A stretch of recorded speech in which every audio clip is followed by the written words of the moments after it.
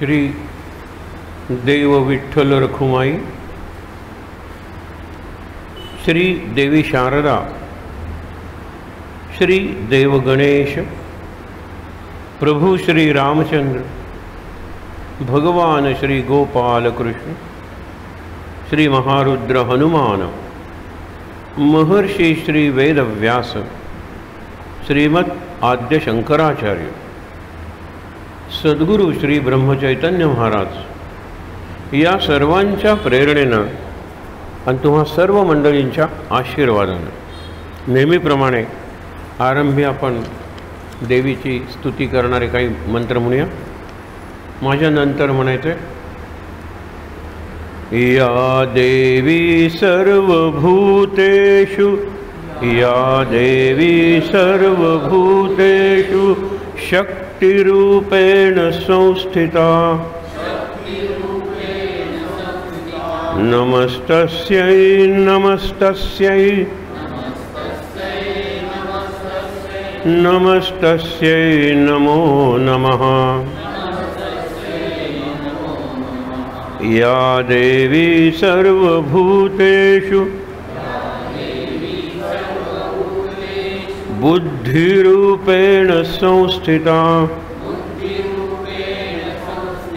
नमस्तस्यै नमस्तस्यै नमस्तस्यै नमो नमः. या देवी सर्वभूतेषु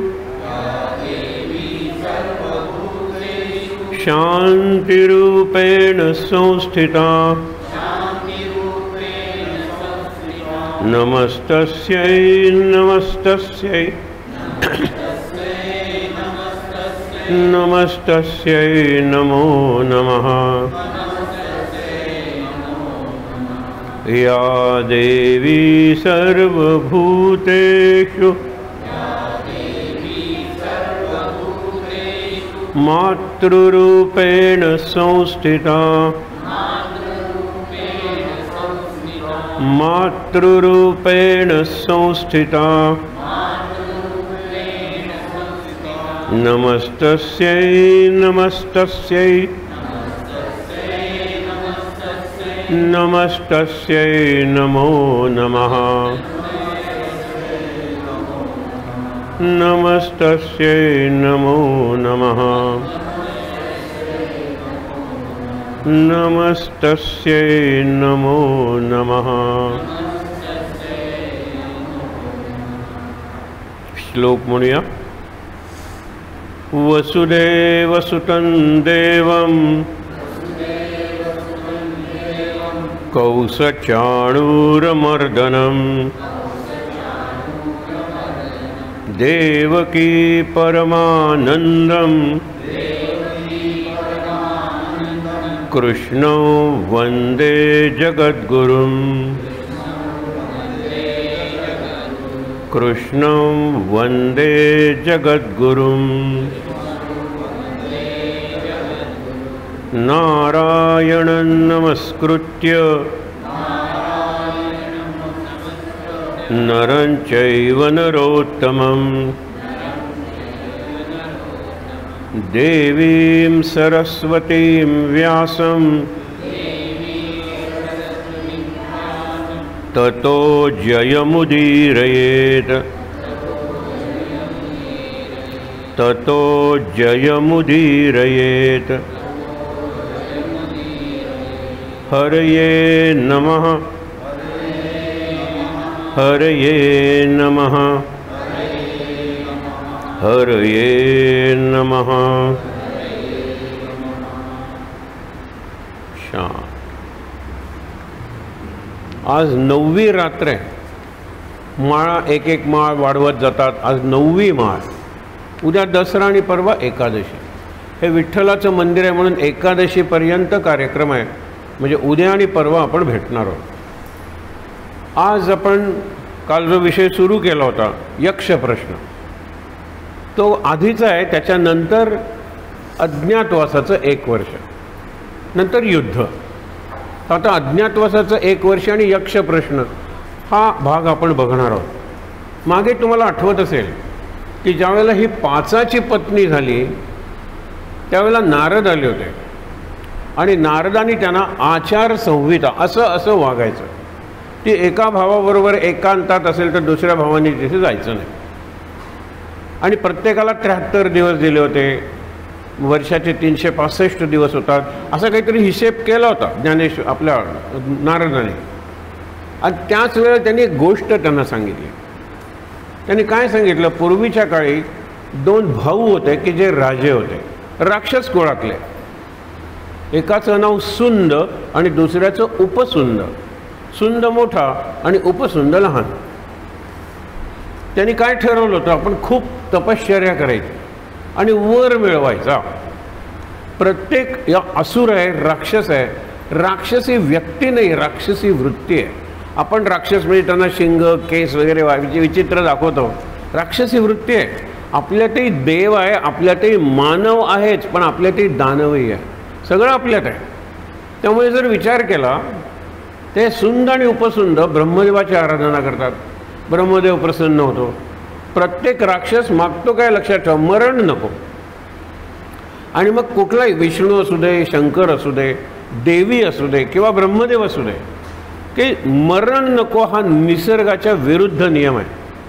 निसर्गाच्या विरुद्ध आम्ही तुम्हाला काही देऊ शकत नाही, पण मरण कसं हवं ते तू सांग, त्याप्रमाणे आम्ही व्यवस्था करू. मग ते काय म्हणतात की एकमेक सोडून आम्हाला कुणाकडूनच मरण नको. सुंदाला मरण आलं तर उपसुंदाकडून आणि उपसुंदाला मरण आलं तर सुंदा. जगातल्या कोणत्याही शक्तीकडून, व्यक्तीकडून, कशाकडून आम्हाला मरण नको. तथाच म्हणला ब्रह्मदेव. आता हे भाऊ दर 15 मिनिटांनी एकमेकाला मिठी मारून म्हणायचं, माझं तुझ्यावर प्रेम आहे, माझं तुझ्यावर प्रेम आहे. आपण भांडायचं नाही, झगडायचं नाही, कारण आपण झगडलो तर दोघांपैकी एक कोणाला तरी मारणार आहे. बाकी कशापासूनच आपल्याला भीती नाही. आणि ते खरंच इतके एकमेकावर प्रेम करत जग जिंकत राहिले आणि राक्षस असल्यामुळे अत्याचार करत राहिले. आता मारायचं कसं आहे ना. मग ते सगळ्या लोक गेले कोणाकडे, नेहमीच जातात कोणाकडे, तर देवांचा गुरु बृहस्पती. त्याचा मुलगा कच, त्याची कथा आपण काल बघितली, पण हे देवांचे गुरु. ते म्हणाले की अप्सरा वगैरे आहेत ना त्या सुंदर आहेत, पण त्यांच्या सौंदर्याची कल्पना सर्वांना नाही, राक्षसांना सुद्धा आहे. म्हणजे अगदी उर्वशी पाठवली, रंभा काय, मेनका काय, जुन्या झाल्या लोकांच्या दृष्टीने. एक नवीन अतिशय उत्तम उत्कृष्ट दिसणारी स्त्री निर्माण करा. त्यावेळेला म्हणाला ठीक आहे. त्यांनी आपल्या सगळ्या सेवकांना पाठवलं की प्रत्येक गोष्टीतलं सुंदर कण घेऊन या माझ्याकडे. कोकिळ आहे, कोकिळाचा रंग आणू नका, काळी असती कावळ्यासारखे, तिच्यातला जो स्वर आहे ना त्याचा एक कण घेऊन या. मोर आहे, दिसायला सुंदर आहे, त्याच्या सौंदर्याचा कण घेऊन या. मग शेट आहे, प्रत्येक गोष्टीतला कण कण, त्या कणाला इंग्लिशमध्ये आपले संस्कृतमध्ये टील म्हणतात. टीळ म्हणतो ना आपण, टील. आणि उत्तमा म्हणजे द बेस्ट.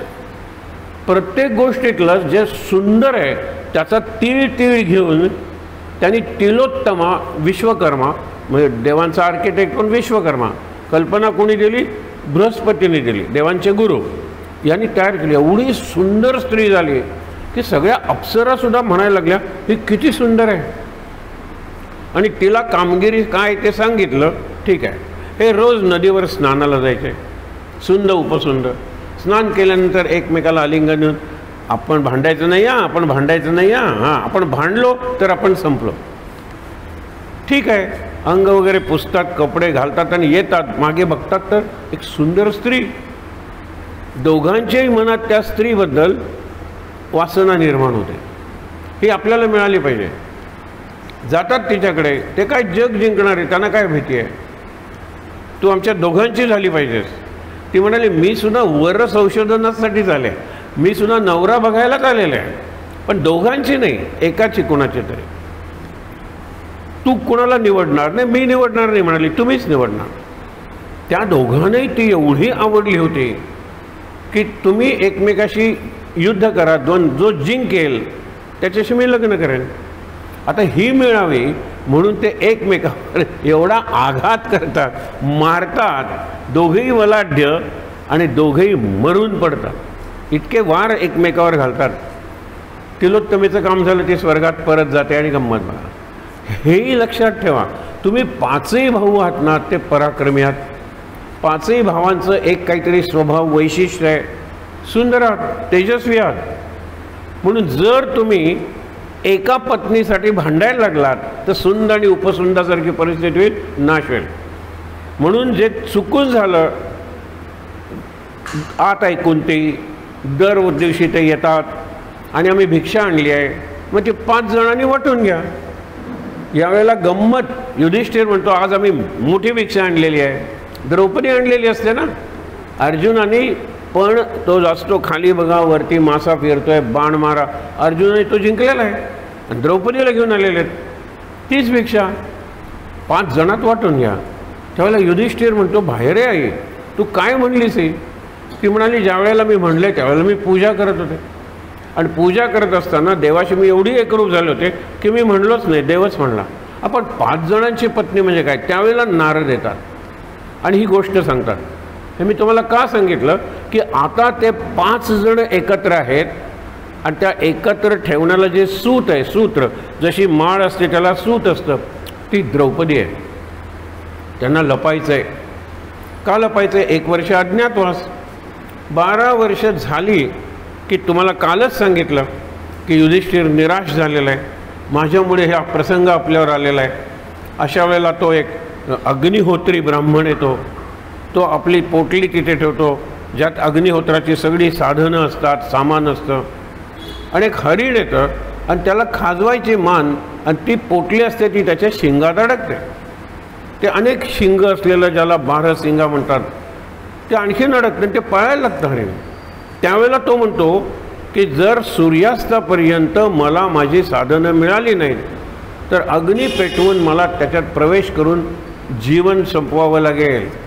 तुम्ही क्षत्रिय आहात, हरणाच्या मागे जा, त्या हरणाला मारा, पकडा, काही करा, तुमच्याकडे धनुष्यबाण आहेत.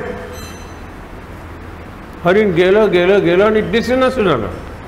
तोपर्यंत हे भरपूर पळत आले होते. भीमा तू तिकडून पळ, अर्जुना तिकडून पळ, मी असा पळतो, सगळी पळापळ. हरिण बरंच पुढे गेलं. हे खूप थकले, त्यांना पळाल्यामुळे तहान लागले आणि हरिण दिसेनासं झालं. मग एका झाडाखाली बसले आणि युधिष्ठिर आणखीन खिन्न झाला. त्या अग्निहोत्री ब्राह्मणाची सेवा करायची संधी मिळाली होती.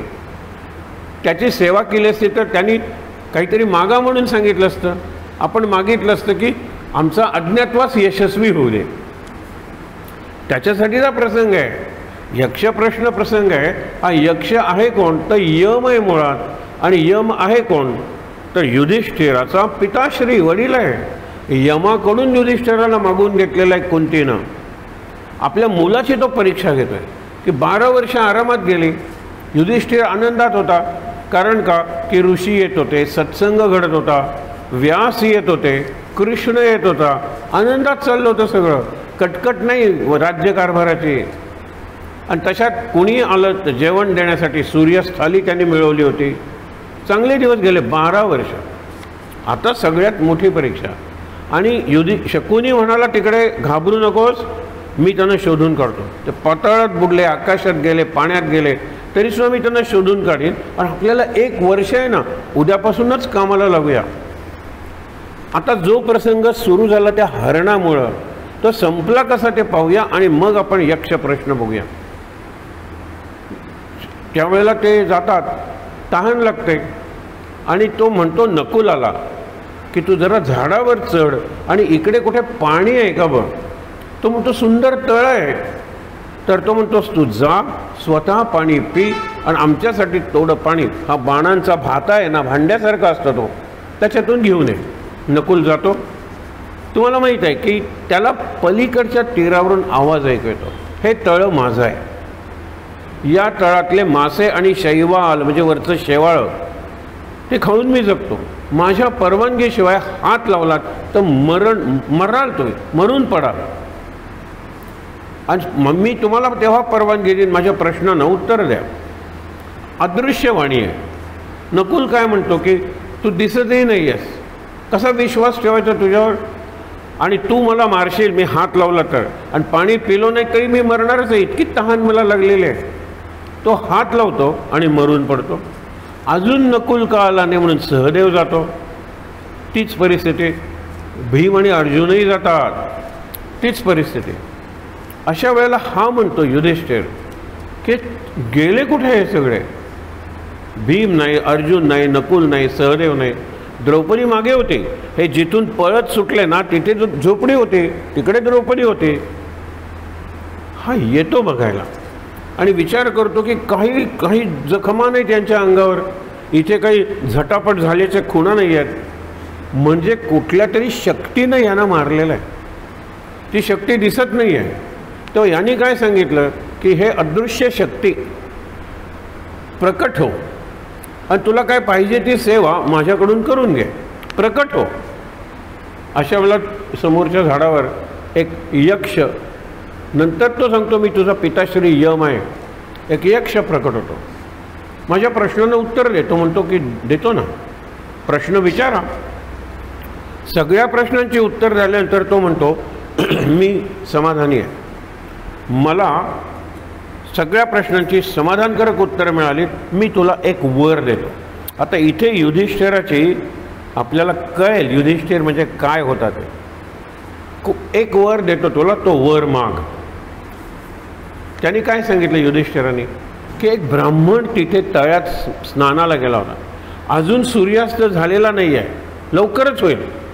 त्याची जी अरणी, मंथा आणि अग्निहोत्राची साधनं, तेल, तूप, तांदूळ जे होतं ती पोटली हरणाने नेली. आम्ही हरणाच्या मागे आलो आणि हरण नाहीसच झालं. तर ती घे आणि त्या ब्राह्मणाला दे, नाहीतर त्याला मरावं लागेल. त्यावेळेला तो यक्ष हसून म्हणतो की ती मी केलेली माया होती, ते हरिणही खोटं होतं, तो ब्राह्मणही खोटा होता, तुमची परीक्षा बघण्यासाठी मी ते सगळं केलं होतं. आता वर माग. पण एक मला कौतुक वाटतं की 4 भाऊ मरून पडलेले आहेत, अज्ञातवासात जायचं आहे, नाहीतर तुम्हाला परत 12 वर्ष वनवास, आणि 4 भाऊ मेले तर काय तू उत्तर देणार आहेस कुंतीला आणि द्रौपदीला? अशा वेळेला भाऊ जिवंत कर मागायचं सोडून तुला त्या ब्राह्मणाची आठवण झाली. तो म्हणतो व्यासाने मला एक विद्या दिलेली आहे किंवा स्मृती, त्याला नावच त्याचं प्रतिस्मृती. महत्त्वाची गोष्ट काय आहे ते मी कधी विसरत नाही.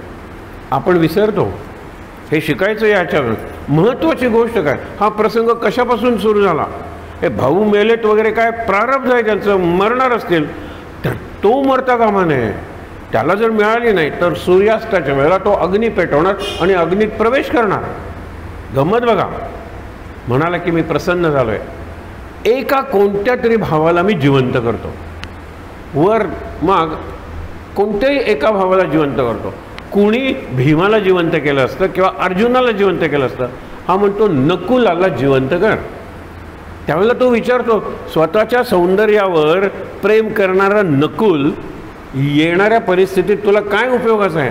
म्हणतो धर्मो रक्षते रक्षिता, मला मरण आले तरी चालेल पण धर्माला मी कधी सोडणार नाही.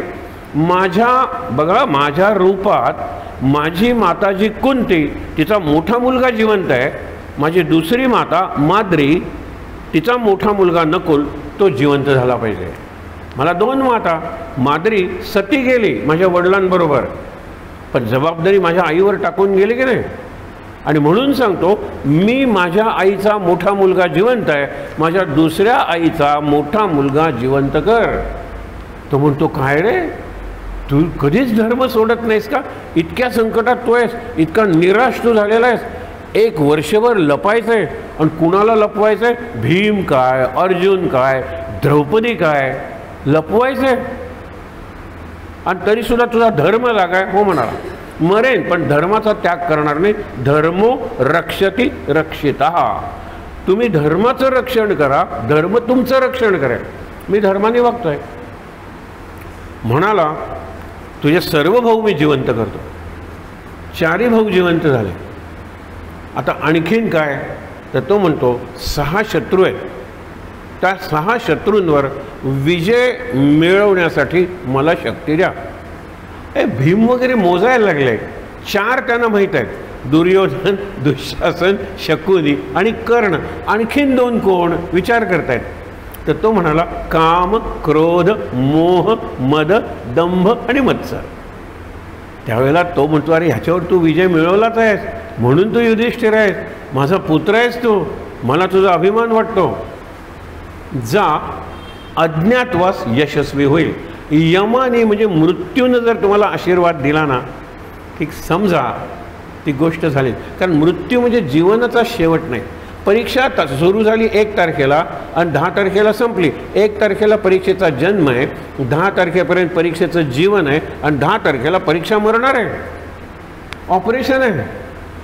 सकाळी 9 वाजता सुरू झालं, 12 वाजता संपलं. 9 वाजता ऑपरेशनचा जन्म आहे, 12 वाजता ऑपरेशनचा मृत्यू आहे. 3 वर्ष नाही तास, आणि 3 तास ऑपरेशन चालू आहे. ते जीवन आहे त्याचं. मृत्यू यशस्वी होईल म्हणजे ऑपरेशन यशस्वी होईल. लग्न आहे, लग्न लागलं, लग्न चालू राहिलं, लग्न संपलं. संपणं हा मृत्यू आहे लक्षात ठेवा. यशस्वी होईल, तुमचं वैवाहिक जीवन सुखाचं होईल. मृत्यू ज्या वेळेला आशीर्वाद देतो, वर देतो, त्यावेळेला त्याला खूप अर्थ असतो. तुमचा अज्ञातवास यशस्वी होईल. कोठेही जा आणि कसेही राहा, शकुनी वगैरेला तुम्ही सापडणार नाही. बघा आता हा विचार करतो आपण 6 जण एकत्र राहिलं पाहिजे. कुठेही जा, भीमा तू पर्वतात जा, अर्जुना तू गुहेत जा, असं म्हणणं सोपं आहे की. आपण एकत्र राहिलं पाहिजे. त्यासाठी युधिष्ठिर हा बुद्धिमान आहे. तो एक योजना तयार करतो, एक स्कीम तयार करतो. राजा कुठला चांगला आहे? मत्स्य नावाचं राज्य आहे, त्याचा विराट नावाचा राजा आहे. या पर्वाचं नावच विराट पर्व आहे. अज्ञातवास पर्व किंवा विराट पर्व. त्याचं भांडणच नाही कोणाशी. त्याच्या राज्यात आपण गेलो, आपण जर द्रुपदाकडे गेलो तर तिथे शकुनी शोध घेणार आहे. आपण आपल्या मित्रांच्या राज्यात गेलो, शकुनी शोध घेणार आहे. पण अशा राज्यात जाऊया शकुनीला संशयच येणार नाही. विराटाचं राज्य म्हणजे काय एवढंसं राज्य ते, तिथे काय पांडव राहणार आहेत, आपण तिथे जाऊया. पहिली गोष्ट राज्य निवडलं. नंतर काय, आपण सांगूया की आम्ही 6 जण पांडवांच्या सेवेत होतो. पांडव आता वनवासन अज्ञातवासात, पांडव कुठे गेले कळलंच नाही. आता सेवा करायची. परत ते समजा 1 वर्षाने आले, आम्ही त्यांच्याच सेवेत जाऊ. पांडवांच्या सगळ्या गोष्टी आम्हाला माहीत आहेत. माझं नाव, त्यांनी नावं बदलली. त्यांनी सांगितलं की आपण लपून राहिलो तरच आपण वाचणार आहोत. भीमाला सांगितलं तुझं नाव बल्लव. बल्लव म्हणजे रांधपी. हां, आणि पाकशाळेत तू राहायचंस. तिथे चव बघण्याच्या निमित्ताने खाऊन घे ना, पोटभर खाऊन घे. हे आणखीन कळले नाही. आणि नंतर नैवेद्य. भीम म्हटलं हे मला पटलं आणि मला स्वयंपाकाची आवड आहे. भीम झाला बल्लव आणि पाकशाळेत दडून राहिला. अर्जुनाला सांगितलं तुला माहीत आहे उर्वशीने तुला शाप दिलाय की तू नपुसक होशील. आणि नंतर उशाप काय दिला, 1च वर्ष, आणि ते वर्ष तू ठरवू शकशील हे ते वर्ष. या वर्षभर तू बृहन्नला किंवा बृहन्नडा नावानं राहायचं. स्त्रीचे वेश घालायचे, लांब वेणी, त्याच्यात फुलं माळलेली आणि लचकत मुरडत चालायचं. आणि तुला नृत्य चांगलं येतं तर तू नृत्य शाळेत राहायचं. आणि जी राजकन्या आहे उत्तरा नावाची आणि बाकीच्या काही त्या राजघराण्यातल्या मुली आहेत त्यांना नृत्य शिकवायचं. नृत्यशाळेत कोण तुला बघणार नाही आहे. नकुल, तुझं नाव ग्रांथिक आणि तुला घोड्यांची चांगली परीक्षा आहे आणि घोडे हजारो असतात की सैन्याचे. तू घोड्यांची सेवा कर, अश्वशाळेत राहा. अश्वशाळा म्हणजे घोड्यांची पागा, घोड्यांची काळजी घे. कोणी आजारी पडला घोडा वगैरे तर कर, बाहेर यायचं नाही, अश्वशाळेत राहा. नकुलाला सांगितलं तुझं नाव तंतीपाल. तंतीपाल, तुला गायींची सेवा करायची, गायींची खूप माहिती आहे. तू गोशाळेत राहायचं आणि यायचं नाही बाहेर. सैरंध्री द्रौपदी, तू सगळ्यात तेजस्वी आहेस, सगळ्यांच्या तू लक्षात येतेस. तू काय करायचं, विराट राजाची जी राणी आहे सुदेशना आणि राजघराण्यातल्या स्त्रिया आहेत अंतःपुरात राहायचं. अंतःपूर म्हणजे बेडरूमची ही बेडरूम आपली, बाहेर यायचं नाही. त्या सगळ्या राण्यांचा शृंगार करायचा, त्यांना नटवायचं, सजवायचं, शालू नेसवायचा, हे सगळं तू करायचं, बाहेर यायचं नाही. आणि मी सगळ्यांच्या समोर राहणार. राजा विराट आहे, त्याला मी द्यूत खेळायला शिकवणार. तो शिकतोय, त्याला शिक्षक पाहिजे. मी माझ्यासारखा शिक्षक कुठे आहे? मी त्याच्याबरोबर द्यूत करीन. युधिष्ठिर जसा विचार करायचा तसा विचार करायला त्याला शिकवेन. याला काय अवघड आहे? हाच युधिष्ठिर आहे. माझं नाव कंक, भीमाचं नाव बल्लव, जागा पाकशाळा, अर्जुनाचं नाव बृहन्नडा, जागा नृत्यशाळा, नकुल झाला ग्रांथिक, जागा अश्वशाळा, हा सहदेव झाला तंतिपाल, सुंदर नाव आहे तंतिपाल, आणि तो गोशाळेत गेला, आणि ही अंतःपुरात गेली. आणि तुझं नाव काय? सौंदर्य शाळा, म्हणजे इंग्लिशमध्ये ब्युटी पार्लर, सौंदर्य शाळा, ब्युटी पार्लर, पहिला ब्युटी पार्लर जगातला. आणि हिला एवढं माहीत होतं द्रौपदीला की सुंदर ती करायला लागली. माझं नाव सैरंध्री. अंतःपुरात कोणी येत नाही हो, आला तर राजा किंवा सुदेशणीचे नातेवाईक. आत कोण येणार आहे? राजाच्या अंतःपुरात कोण येणार आहे? सुरक्षित. आणखीन एक गोष्ट, रात्रीचा अंधार पडला की अंधाऱ्या जागी आपण सगळ्यांनी जमायचं एक अर्धा तास आणि रिपोर्टिंग करायचं. आज मी सापडता वाचलो, भीम म्हणेल. आज आपण ती काळजी घेतली पाहिजे. आपण तसं बोलता का माने चार चौघात एकमेकाशी, हे सगळी रोज रोज भेटायचे, रोज एकमेकाचं रिपोर्टिंग व्हायचं, सल्ला मसलत अशी व्हायची. अशात काही गोष्टी घडल्या. एक दिवस कीचक हा सेनापती विराटाच्या राज्याचा, म्हणून मोठा मदांध, आणि सुदेशणीचा भाऊ बहिणीकडे काहीतरी काम आहे म्हणून अंतःपुरात गेला. द्रौपदीने सांगितलं होतं मी 2 गोष्टी करणार नाही, तुम्ही खाल्लेलं मी खाणार नाही आणि कुणाचेही पाय चेपणार नाही, हा माझा नियम आहे. आणि लक्षात ठेवा, मला 5 पती आहेत, ते तुम्हाला दिसणार नाहीत, ते गंधर्व आहेत, पण माझ्याकडे वाकड्या नजरेने कोणी बघितलं तर त्या रात्री त्याला ठार मारल्याशिवाय राहणार नाही. हे सगळीकडे बातमी पसरली. असं आहे ते बघू नका तिच्याकडे, नाहीतर रात्री मेलाच म्हणून समजा. रोज हे भेटायचे, सगळं व्यवस्थित चाललं होतं. कीचकाने त्याला बघितलं आणि म्हणाला, ही कोण तुझी नवीन दासी आहे? काय सुंदर दिसते, ही माझी दासी झाली पाहिजे. त्यावेळेला द्रौपदी आणि सुदेशणा, कीचकाची बहीण, दोघींनीही सांगितलं ते करू नकोस, तू तिच्या अंगालाही हात लावायचा नाही, नाहीतर तिचे गंधर्व पती ठार मारतील. तो तुम्ही सैन्याचा सेनापती आहे, मी काय का भागरतो ते अदृश्य पतीना, आली पाहिजे माझ्याकडे. ते म्हणते तू विचार कर. नाही, आज विचार करायची मी तुला संधी देतो, उद्या नाही तर मी तुला बळजबरीनं माझी करणारच. त्या दिवशी रात्री जमतात. द्रौपदी आपले संकट सांगते. हा कीचक आहे, सेनापती आहे, त्याचं मन दुखावणं राजाला सुद्धा शक्य नाही, राजापेक्षा तो सामर्थ्यवान आहे. आणि बहीण म्हणते मी काय करू, तो चुकतोय, मला माहीत आहे, त्यांनी तसं करायला नको. झालं. भीम म्हणतो आपण एक योजना करूया, तू कीचकाला निरोप पाठव की जी शाळा आहे नृत्यशाळा, त्या नृत्यशाळेत एक मंचक आहे, पलंग, तिथे मी झोपेन.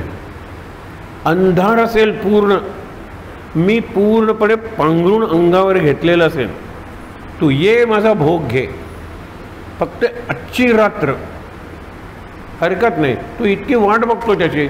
नृत्यशाळा अर्जुनाची, अर्जुनाला सांगितलं असतं तू आता रात्रीच्या नृत्यशाळेत काही ठेवू नकोस ॲक्टिव्हिटी. अंधार. हा कीचक जातो, अंधारात त्याला दिसत नाही, पण चाचपडत हा मंचक आहे, हा पलंग आहे, आणि नंतर तिला हात लावतो. हा ज्याला आपण म्हणतो ना निरनिराळे रस आहेत, महाभारतातला हा हास्य रस आहे. तो तिला म्हणतो तुझे दंड किती नाजूक होते ग, आता एवढे कसे झाले. भीम आहे तो, भीम. बोट वगैरे प्रत्येकाला वगैरे, हे तुझं तोंड, तू आहेस कोण. मग भीम, त्याला इतका राग आलेला असतो भीमाला.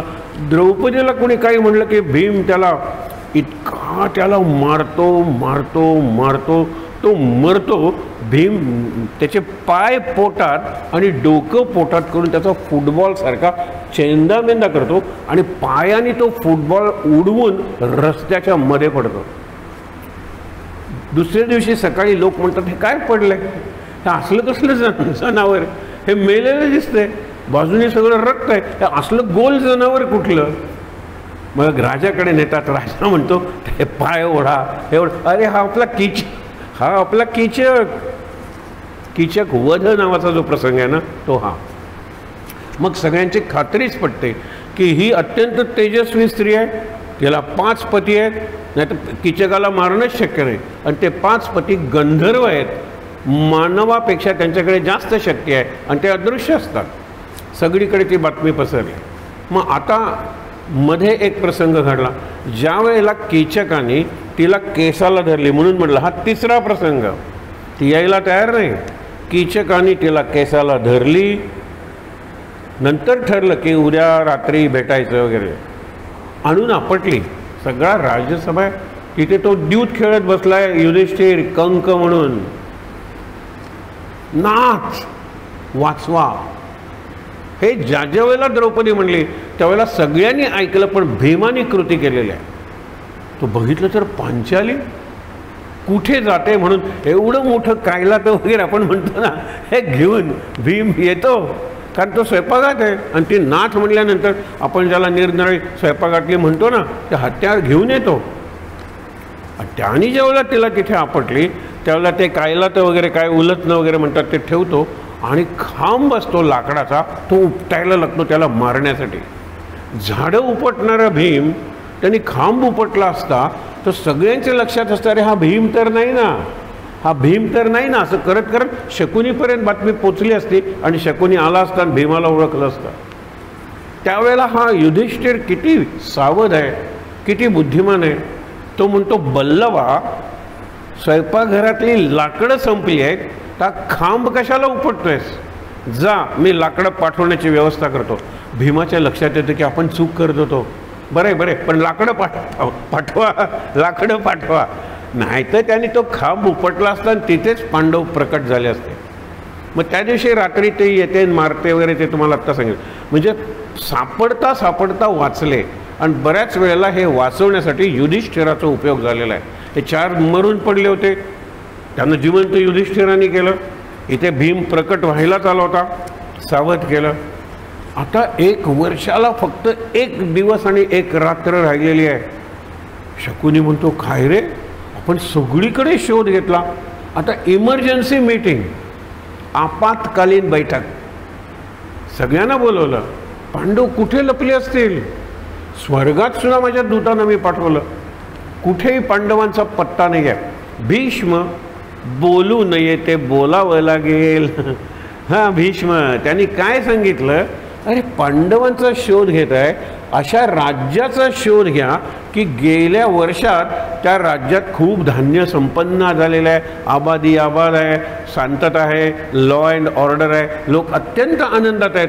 गेल्या वर्षात हा फरक झालेला आहे, त्या राज्यात पांडव असलेच पाहिजे. काय सर्टिफिकेट आहे बघा बरं, दिस इज टू सर्टिफाय. तर त्यांनी बघितलं, हे राज्य नाही, हे राज्य नाही, हे राज्य नाही. विराटाचं राज्य गेल्या वर्षभर जेवढं नव्हतं तेवढं आता भरभराट झालेली आहे, शांत आहे, सुरक्षित आहे. कीचक मारला गेला सेनापती तरी त्यांना भय नाही आहे, आनंदात आहेत. तिथे असले पाहिजेत पांडव. डायरेक्टली कसं जायचं, पांडव नसले तर फजिती व्हायचे. म्हणून एक योजना तयार करतात. त्रिगर्त देशाचा म्हणजे राज्याचा राजा असतो सुशर्मा, तो कौरवांचा मित्र असतो. त्याला काय सांगतात की तू विराटचं राज्य आहे ना, त्याच्यात त्या फ्रंटवर युद्ध सुरू कर. कीचक नाही आहे म्हणजे सगळ्यांना तिकडे यावं लागेल लढायला. मग इकडे आम्ही विराटाच्या ज्या गायी आहेत ना, त्या गायींचे जे घोष म्हणायचे त्याला गोठे, ते सगळे सीमेवर असायचे राज्याच्या. आणि गायी म्हणजे आई, गायी जर पळवल्या तर पांडव असतील तर पुन्हा 12 वर्ष वनवासात जावं लागलं तरी चालेल. पण आपल्याला ज्याने आश्रय दिलेला आहे त्यांच्या गायी पळवणं म्हणजे त्याची आई पळवण्यासाठी प्रकट झाल्याशिवाय राहणार नाहीत. हेही कॅरेक्टर सर्टिफिकेट. 12 वर्ष पुन्हा वनवासात राहू, पण गायी पळवता तुम्ही, या राज्याने आम्हाला आश्रय दिलेला आहे. योजना बघा काय, कोण कोण आलेलं आहे, भीष्माचार्य, कृपाचार्य, द्रोणाचार्य, कर्ण, दुर्योधन, दुःशासन, शकुनी सगळं सैन्य निघून आलेलं आहे. गंमत बघा. आणि पांडव असेल आणि पांडवांनी आव्हान दिलं अर्जुनाने वगैरे, तर सैन्य असायला नको का? आता गंमत बघा. अर्जुन कोणाला शिकवतोय? उत्तरा, ही राजकन्या आहे आणि तिच्या भावाचं नाव आहे उत्तर. उत्तर हा मुलगा आहे विराट राजाचा आणि उत्तरा ही मुलगी आहे. उत्तरा आणि इतर मुलींना राजघराण्यातल्या अर्जुन नृत्य शिकवतोय. अशा वेळेला बातमी येते गायी गेल्यात, सगळ्या बायका, सैन्य सगळं गेलं त्या सुशर्म्याशी लढायला. इकडे असं काही घडेल कोणाला माहीतच नाही, कुणी नाही.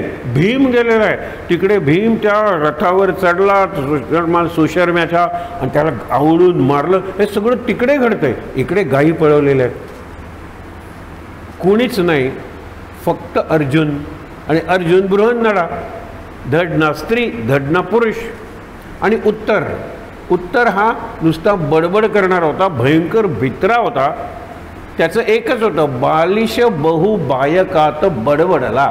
बालिश बहुबायकात बडबडला. सगळ्या स्त्रियाच असतात तिथे. त्यांना जाऊन सांगतो, मला जर सारथी मिळाला असता ना तर मी एकटा कौरवांचा पराभव केला असता. कारण त्याला माहीत आहे सारथी नाही आहे, सगळे रथ सारथी रथ आहेत पण सारथी नाही आहे. अशा वेळेला बृहन्नळा पुढे होते आणि म्हणते, एकदा अर्जुनाच्या रथाचं सारथ्य मी केलं होतं. अर्जुनाला कोणीच मिळालं नाही त्यावेळेला मी रथ चालवला होता. मला रथ चालवण्याची सवय आहे. तू काय चालवणार? त्यावेळेला बायका म्हणाला, तो म्हणतोय ना ने ना रथ, तू लढ सगळ्यांची. ह्याचा नाईलाज झाला.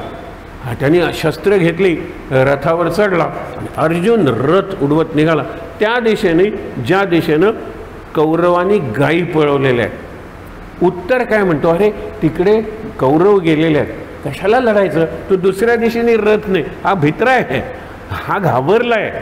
नाही म्हणला, मी दुसऱ्याच दिशेने नेणार आहे. कौरव तिकडे गेलेले आहेत. उत्तर म्हणतो, या दिशेनं आपल्या राज्याच्या दिशेनेच रथ वळव. अर्जुनाने दुसरीकडे रथ वळवला. शमीचा वृक्ष, आपण म्हणतो ना शमीचं ते सोनं लुटतात शमीच्या झाडावर, ही दुसरी कथा.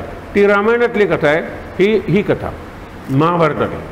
शमीच्या वृक्षावर यांनी शस्त्र लपवून ठेवलेले असतात. अज्ञातवासात शस्त्र घेऊन गेले. भीमाची गदा लोकांना लक्षात येईल, अर्जुनाचं धनुष्य लोकांच्या लक्षात येईल म्हणून त्यांनी काय केलं, एक मोठं पांढरं कापड घेतलं, त्याच्यात ती सगळी शस्त्र लपवली, बांधलं आणि त्याला आकार प्रेताचा दिला. मेलेला माणूस जसा आपण गुंडाळतो ना त्याला.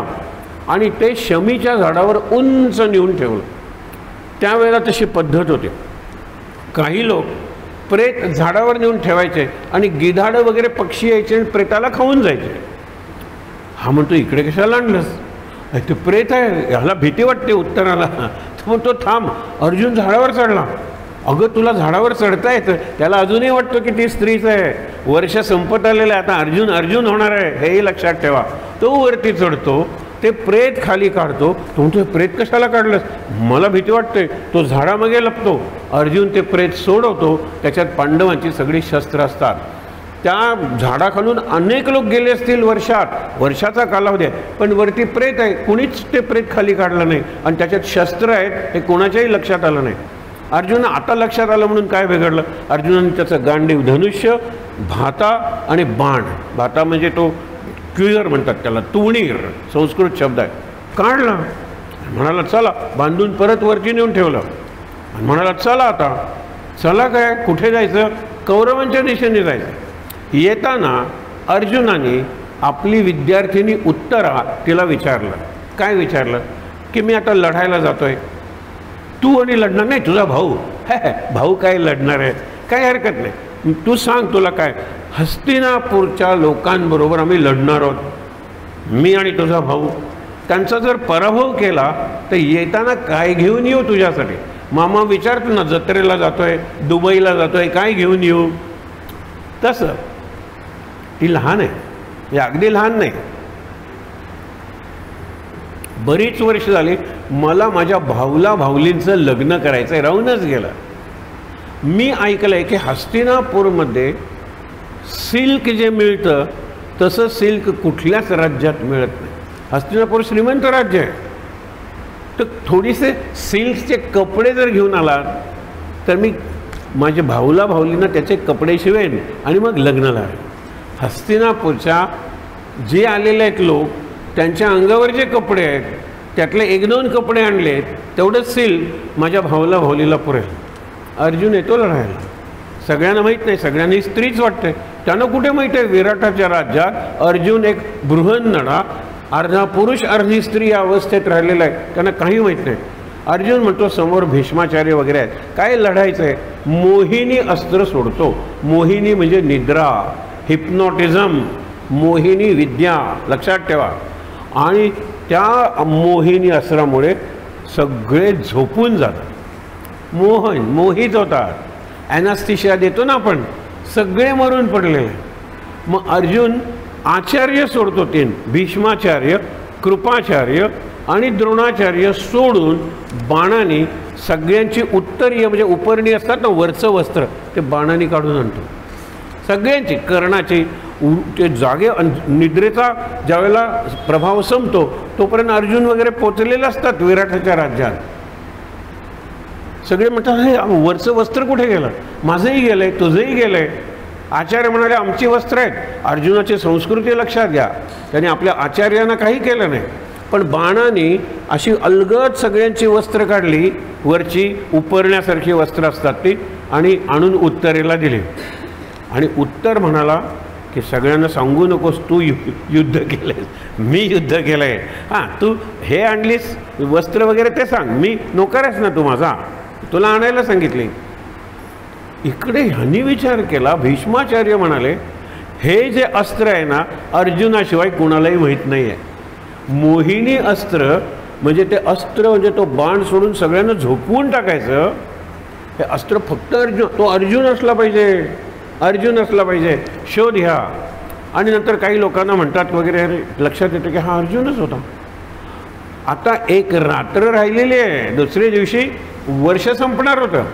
तिकडे त्या सुशर्माला वगैरे भीमाने वगैरे मारलं, ते सैन्य वगैरे सगळं परत आलं.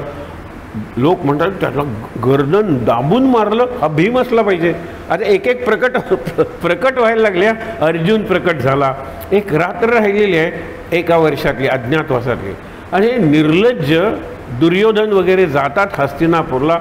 खरं म्हणजे पराभव झालेला आहे, त्यांचे कपडे काढून नेलेले आहेत. जितम मया, मी जिंकलं. धृतराष्ट्राला एवढा आनंद होतो, अरे काय जिंकलंस, युद्ध झालं का, कुणाबरोबर झालं. विदुर म्हणाला की ऐकूया त्यांच्याकडून काय ते. म्हणाले आम्ही पांडवांना शोधून काढलं, ते सगळे पांडव विराटाच्या राज्यात आहेत आणि उद्याच्या सूर्योदयापर्यंत अजून वर्ष पूर्ण झालेलं नाही आहे. तेव्हा त्यांना पुन्हा 12 वर्ष वनवास आणि 1 वर्ष अज्ञातवास. आता पांडव प्रकट झाले विराटाच्या राज्यात. इथे गंमतमध्ये एक प्रसंग घडलेला आहे. युधिष्ठिराचं चारित्र्य काय होतं हे बघा.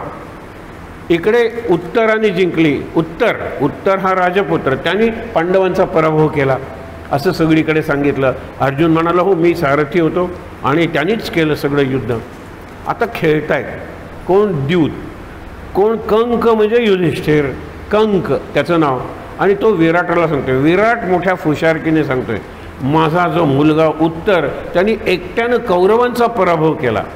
त्यावेळेला हा म्हणतो त्याच्या जोडीला बृहन्नडा होती की. कोण म्हणतो युधिष्ठिर. युधिष्ठिराला माहीत आहे तो अर्जुन आहे म्हणून, आणि युधिष्ठिराला माहीत आहे की उद्यापर्यंत आपला अज्ञातवास यशस्वी झालेला आहे, उद्या प्रकट व्हायचं आहे. त्यावेळेला तो म्हणतो उत्तराने जिंकलेले आहे, उत्तर हा माझा राजपुत्र आहे त्यांनी जिंकलेले आहे. तो म्हणतो की त्यांनी जिंकले पण बृहन्नडा बरोबर होती ना. बृहन्नडा काय करणार आहे, तिला फक्त नाचता येतं. उत्तराला विचारा. उत्तर त्याला राग येतो आणि तो जो फासा असतो तो फेकून युधिष्ठिराला मारतो. तो त्याच्या कपाळाला लागतो, जखम होते आणि रक्त ज्यावेळेला त्यावेळेला तिथे सैरंध्री येते म्हणजे द्रौपदी. आता सगळ्या प्रकट होण्याच्या प्रोसेसमध्ये असतात ना. रात्र संपली की पहाटे सूर्योदय झाला की प्रकट व्हायचं. आम्ही पांडव आहोत म्हणून 1 वर्ष अज्ञातवास पुरा झालेला आहे. ती हे विचारायला लेसते कसं प्रकट व्हायचं. इतक्यात ते रक्त आल्यानंतर ती भांडं घेते, इतक्या वेगात धावते आणि ते सगळं रक्त करते आणि आपल्या पदराने ते सगळं रक्त गोठवते, ते सगळं स्वच्छ करते. त्याला आश्चर्य वाटतं की हे तू काय करतेस?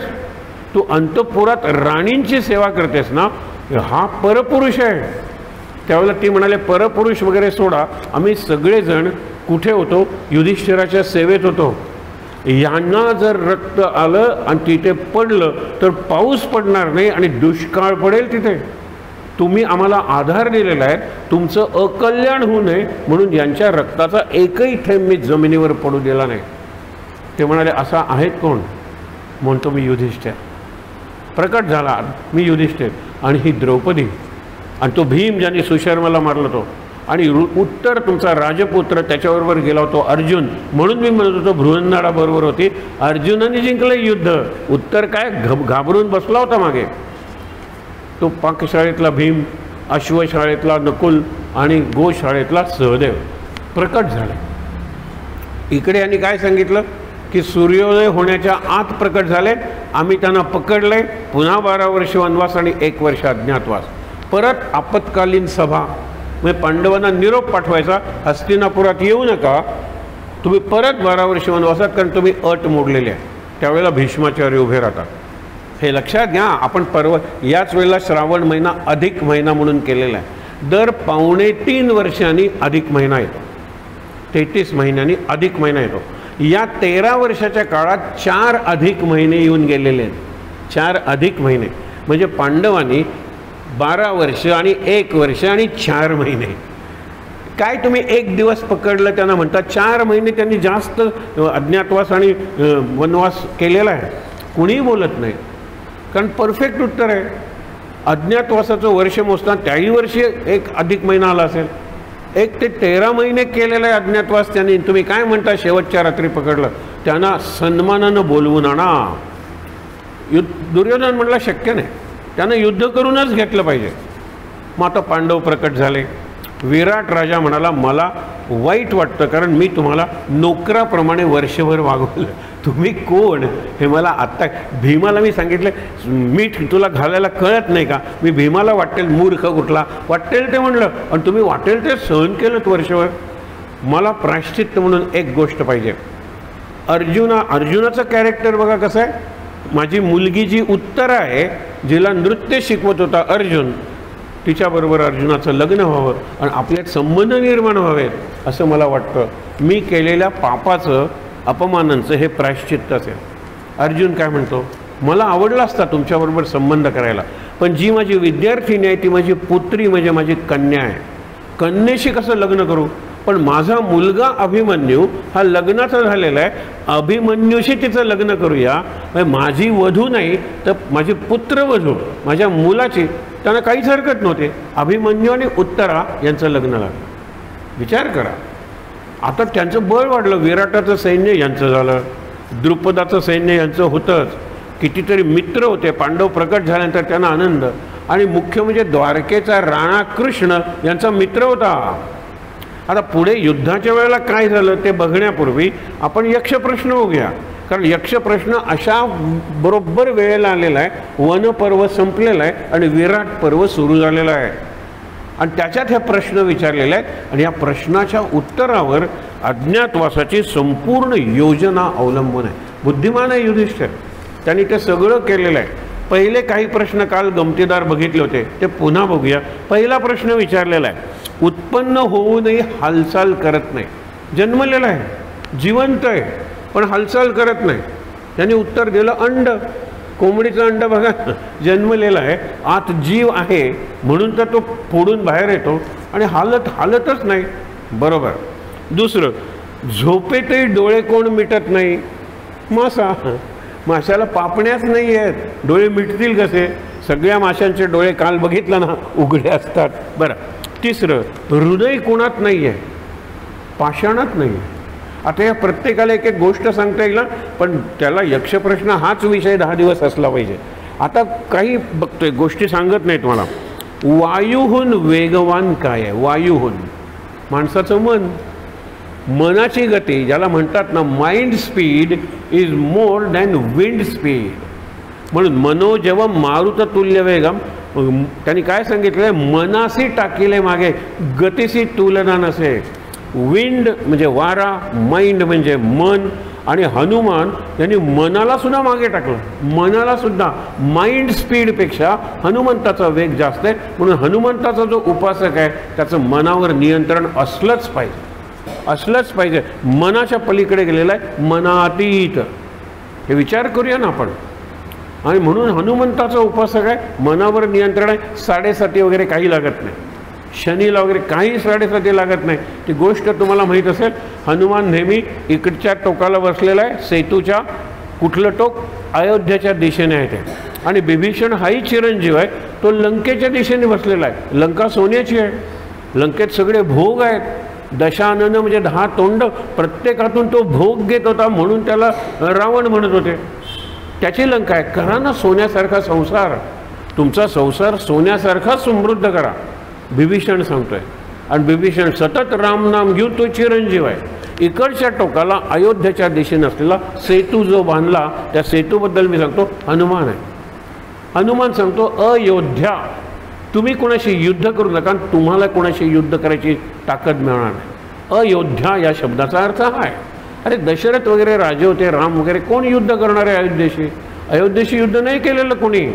अयोध्येच्या राजांनी युद्ध करून जिंकलेली आहेत, देवांना मदत केलेली आहे. असू दे, हे गंमत बघा. ज्या वेळेला तो बसलेला आहे हनुमान, त्यावेळेला शनीनी सगळ्यांना 7.5 लावले. कैलासावर गेला, शंकर पार्वतीला बघत, त्यांना कैलासावरून सगळा भारत दिसतो ना, वरून सगळं दिसतं. शनीनी ह्याला 7.5 लावली, त्या राजाला 7.5 लावली, त्या सेनापतीला 7.5 लावली, त्या सुंदरीला 7.5 लावली, त्या व्यापाऱ्याला 7.5 लावली. आपल्याला लागणार नाही, येणारच नाही इथपर्यंत. शनीने विचार केला की मी सगळ्यांना 7.5 लावली, कुणाला 7.5 लावायची राहिली आहे? तर कुणीतरी म्हणलं कैलासावरच्या शंकराला, पार्वतीला, नंदीला वगैरे नाही, जनावरांना 7.5 नाही आहे. आणि आपण सुद्धा 2 पायाचं जनावर आहोत हे मानलं ना, तर आपल्यालाही 7.5 नाही. 7.5 मनावर कशाला घेता? शरीराला काय कॅन्सर झाला, 7.5 म्हणा. मनाला कशाला कॅन्सर करून घ्यायचा? आणि मनाला कॅन्सर होऊ नये म्हणून बुद्धी वापरायला पाहिजे. आणि बुद्धीचा देव आहे हनुमान. आपण विचार करायला पाहिजे. तर इथे गंमत बघा काय झाली. हा आला शंकर, नंदी म्हणाला शनी येतोय, शनी. अरे इकडे येईल असं वाटलं नव्हतं. पार्वतीला सांगतो तू लवकर लवकर कुठल्या तरी गुहेत जाऊन बस, आणि मी या सरोवरात बसतो श्वास रोखून. बुडबुड आला तर कळेल खाली कोणतरी बसलाय. मी स्तंभन म्हणतात त्याला, श्वास रोखून बसतो. आणि तो गेला की नंदी आपल्याला सांगेल. शनी इकडे तिकडे बघतो, कुणीच नाही 7.5 लावायला. हे शृंगी भृंगी नंदी भैरव वेता यांना काय 7.5 लावायचे? गेला निघून. नंदी सांगतो या बाहेर, पार्वतीला सांगतो आई या गुहेतून बाहेर. शनी गेला निघून. शंकर म्हणला बघ तुला सांगितलं होतं ना आपल्याला 7.5 लागणार नाही. इतक्यात नारद येतात. नारायण नारायण नारद येतात आणि ते म्हणतात की तू 7.5 मिनिटं बसला होतास पाण्याच्या खाली. ही 7.5 नाही का? ही 7.5 नाही का? तुला 7.5 मिनिटं सुद्धा पुरतील. तू पाण्याखाली बसला होतास, हीच तुझी 7.5. पार्वतीला तोंड लपवून गुहेत जावं लागलं, हीच तिची 7.5. शनीला कळल्यानंतर अरे आपण त्यांना 7.5 लावली. आता कोणीही उरलं नाही म्हटल्यानंतर हा दक्षिणेकडे यायला लागला हिमालयावरून, आणि त्याला हा हनुमान दिसला. हनुमान ध्यानस्थ आहे, ओठ हालतायत, म्हणजे कदाचित हा काहीतरी करत असेल. त्यांनी सांगितलं होतं मरकटा माकडा बाजूला हो. हनुमानाने लक्षही दिलं नाही. त्याने त्याला गदा गदा हलवलं. मी कोण आहे? मी शनी आहे. कुणालाही 7.5. हनुमान फक्त हसला. मी तुला सुद्धा 7.5 लावू शकतो. हनुमानाने त्याला धरलं आणि सेतू जो होता त्या सेतूवरून इकडून तिकडे 3दा फिरवलं. शनीला जखमा झाल्या, तो शरण आला आणि म्हणला तुला आणि तुझ्या भक्तांना मी कधीही 7.5 नाही, मी वर देतो. तू आणि तुझे खरे भक्त आहेत त्यांना 7.5 त्रास होणारच नाही. तो तर हनुमान म्हणतो मला तुझी दया येते आणि माझे भक्त तुझ्या जखमावर बरं व्हावं म्हणून तेल वाहतील तुला. तुझा वार आहे शनिवार, शनिवारी तुला तेल वाहतील. आपण एवढे बुद्धिमान, आपण हनुमंतालाच तेल घालायला लागलो डायरेक्टली. ते शनीपर्यंत जाईल. हनुमंताला कशाला तेल पाहिजे हो? हनुमंताला कशाची गरज आहे? हनुमंताने जो सिंदूर लावलेला आहे त्याची गोष्ट आहे. हनुमान अयोध्येत आहे कारण रामाला राज्याभिषेक झालेला आहे. सगळी सेवा तो करतो आणि काय काय घडतंय ते बघतो. एक दिवस सीता कुंकू लावत असते. तो म्हणतो हे कशासाठी? हे कशासाठी म्हणजे रामासाठी. रामासाठी. आणि कुंकू काय लावतात? राम माझं सौभाग्य आहे ते मला माहीत आहे, त्याला त्रास होऊ नये म्हणून मी सौभाग्यवती राहावे म्हणून मी कुंकू लावते. असं का? तो जातो आणि कुंकू सिंदूर म्हणतात त्याची जी पोती असतात ती स्वतःच्या अंगावर ओतून आणतो. हनुमंता हे रे काय सिंदूर क्यों लगाया? आता रामाला काही होणार नाही. एवढंसं लावल्याने जर रामाला त्रास होत नाही तर मी सगळ्या अंगावर सिंदूर. तेव्हापासून आपण हनुमंताला शेंदूर फासायला लागलो. हनुमान काय होते? वायूचाच देवता आहे तो. त्याचा गुरु आहे ते सूर्य, त्याचा गुरु आहे. आता पुढचा प्रश्न बघा ना, एकटा कोण चालतो? त्याला जोडीदार कोणी असूच शकत नाही. प्रश्न विचारला युधिष्ठिराने, यमाने म्हणजे यक्षाने, आणि उत्तर दिलेलं आहे सूर्य. सूर्याबरोबर कोण चालू शकणार आहे? सूर्याच्या रथाचं वर्णन लक्षात घ्या. सूर्याच्या रथाला एकच चाक आहे. बरं, सूर्याच्या रथाला मार्ग नाही आहे, आकाशातून जायचं आहे, मार्ग कुठे? बरं, सूर्याच्या रथाचा जो सारथी आहे अरुण, तो पांगळा आहे, त्याला पायच नाही आहे. आणि पाय नाहीत कारण ब्रेक कसा लावणार? तुम्ही म्हणाल सूर्याच्या याला ब्रेक कशाला लावायला पाहिजे, मग वळवणार कसा? हां, सूर्याच्या याला वळवायला कशाला पाहिजे? सोपं आहे ते. तुम्ही मुद्दामून बघा की गाडी असू दे, घोड्या गाडी असू दे, तिथे खाली असं ब्रेकसारखं असतं. ते त्या नाकात त्यांच्या वेसण लगाम घातलेले असते ना, त्याला ते कनेक्शन असतं. ज्यावेळेला असं केलं की घोडा थांबतो, त्याला शिकवलेलं असतं. असं केलं की डावीकडे, असं केलं की उजवीकडे. उतारावरून जात असताना तो गाडीवान उभा राहतो बऱ्याच वेळेला, तुम्हाला कळत नाही. तो त्या दोरीवर उभा आहे की ज्यामुळे गाडीची चाकं आहेत त्या चाकाची गती कमी होईल. पण इथे सूर्याच्या रथाला पांगळा आहे, तो काही करू शकणार नाही आहे. एक चाक आहे, मार्ग नाही आहे, आकाशातून जातो, आणि सारथी जर काही तो चालवेल रथ तर तो पांगळा आहे. तरीसुद्धा सूर्याचा रथ ज्या वेळेला जिथे असतो तिथे वर्षानुवर्ष आहे. आपल्या पृथ्वीच त्याच्यापासून निर्माण झालेली आहे, म्हणून इतकी लाखो कोट्यवधी वर्ष सूर्याचा रथ चुकलेला नाही. नाहीतर आपण सूर्योदय आणि सूर्यास्त कसे सांगितले असते? पंचांग सुरूच होतं, सूर्योदय सूर्यास्त, हे त्याच्यावरून मुहूर्त वगैरे आपण सगळं ठरवतो. विचार करा तुम्ही. मग शेवटी तो काय म्हणतो माहिती ना सुभाषित करणारा? क्रियासिद्धी सत्वे भवते महताम न उपकरणे. साधनांमुळे तुम्हाला काही करायचं आहे ते होत नाही, सत्व पाहिजे. सत्वे भवते. मराठीत एक म्हण आहे, नाचता येईना अंगण वाकडे, स्वयंपाक येईना ओली लाकडे. ओली लाकडे मग ह्याला स्वयंपाक येत नाही, तो दोष देतो याला नाचता येत नाही, दोष देतो अंगणाला. म्हणजे मला जमत नाही, आय ब्लेम द ॲपरेटस. साधनांना दोष देतो. साधनांना काय दोष द्यायचा आहे? सूर्याकडे बघा. क्रियासिद्धी सत्वे भवती न महताम उपकरणे. उपकरण म्हणजे साधन. सूर्य एकटा फिरतो. पुढचा प्रश्न विचारलेला आहे, मनुष्याच्या उपजीविकेचं साधन काय? तुम्ही म्हणाल पैसा, धान्य. त्यांनी सांगितलं पर्जन्य, पाऊस. त्यावेळेला तुम्ही म्हणाल हे उत्तरही बरोबर आहे. पण एक तुम्हाला बिरबलाची गोष्ट माहीत असेल तेवढीच सांगतो फक्त. एक दिवस एक माणूस येतो आणि विचारतो अकबराला की तुझ्या दरबारात खूप नवरत्न आहेत, हुशार मंडळी आहेत, मी त्यांना एक साधं गणित घालतो, मला माहीत असलेलं उत्तर त्यांनी दिलं पाहिजे. 27 - 18, 27तून 18 गेले, किती उरले? प्रत्येकजण म्हणले काय गणित आहे काय? 9 उरले, 9 उरले, 9 उरले, 9 उरले. शेवटी बिरबल म्हणला 0, 0 उरलं. सगळेजण हसायला लागले, एवढं साधं गणित येत नाही. त्यावेळेला तो म्हणाला की याचं उत्तर बरोबर आहे, पण यांनी 0 उत्तर का दिलं ते त्याला विचारूया.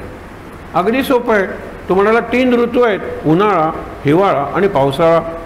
27 नक्षत्र आहेत, म्हणजे प्रत्येक जो सीझन आहे, मौसम, त्याची 9 नक्षत्र आहेत.